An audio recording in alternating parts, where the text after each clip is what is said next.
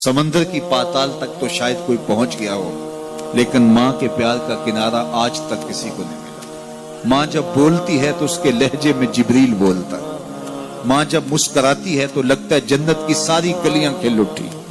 अल्लाह ने उसके सीने में वो दर्द, वो दरक, वो मोहब्बत, वो उल्फतों का एक जहां आबाद कर दिया है। माँ तो फिर माँ ही होती है। उसके सीने में रखा हुआ प्यार तो एक अजीब कायनात है।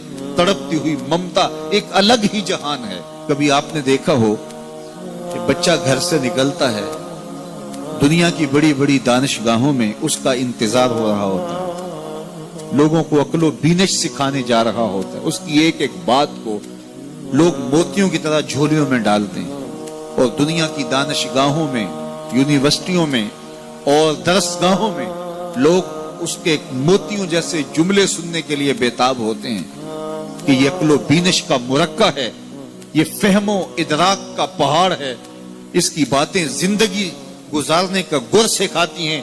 तो लोग सीखने के लिए जमा होते हैं। लेकिन वो शख्स जब घर से निकलता है तो माँ कितने भोले अंदाज में कहती है, पुत्र जरा सड़क ध्यान से अबूर करना। जो दुनिया को अक्लो बीनश का सबक सिखाने जा रहा है, उसको ये भी नहीं पता कि सड़क कैसे अबूर करनी है। लेकिन माँ के प्यार का रूप है, ये माँ की मोहब्बत का तेवर है, ये उसकी उल्फत के रंग हैं।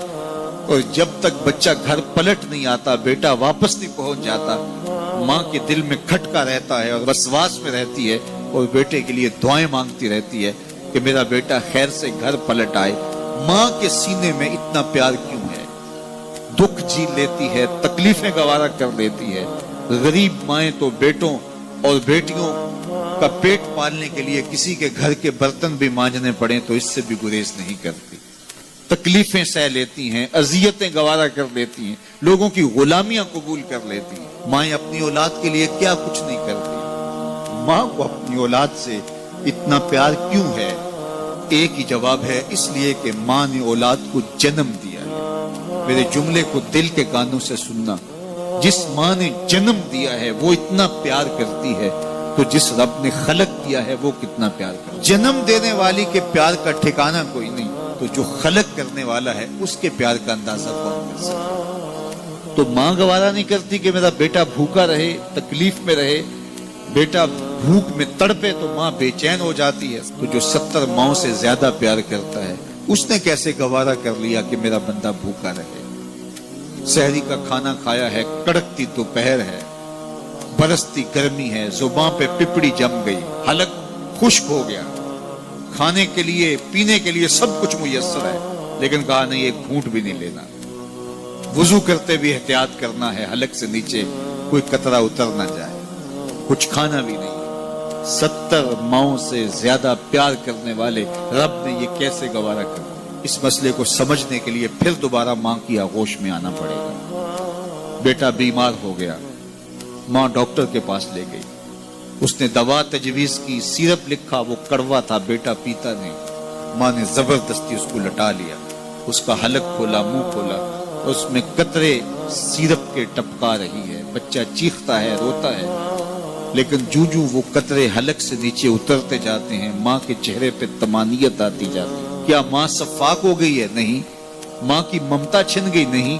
वो जो बेटे की आंख में आंसू नहीं देख सकती थी, वो तड़पते हुए बच्चे को देख के मुतमईन क्यों है? क्या माँ की ममता रुखसत होगी? जवाब नहीं। तो फिर क्यों माँ इतनी खुश है? कहा बेटा नहीं जानता, माँ जानती है। चंद लम्हों की तकलीफ है, कुछ लहजों की कड़वाहट और तलखी है, लेकिन ये सिरप जब मैदे में उतरेगा तो नतीजा शिफा की सूरत में बरामद होगा। माँ की निगाह इस कड़वे सिरप पे नहीं, माँ की निगाह नतीजे पे है। कहा 70 माओं से ज्यादा प्यार करने वाला रब तुम्हें बहुत प्यार करता है, लेकिन भूख और प्यास इसलिए गवारा करवाई जा रही है, लअल्लकुम तत्तकून। इसका नतीजा तकवे की सूरत में बरामद। तुम्हें इत्तिका की दौलत मिलेगी, तुम तकवे का नूर पालोगे। इसलिए महीना एक मौका है, एक फुर्सत है। हम इस फुर्सत को गनीमत जाने और अपने नफ्स को काबू में करें। रोजा हमें बहुत कुछ सिखाता है, इससे वो सब कुछ सीखें और अपने मन को संवारने की कोशिश करें। तो जब हम तकवे की दौलत पालेंगे तो रोजे का मकसूद हासिल हो जाएगा।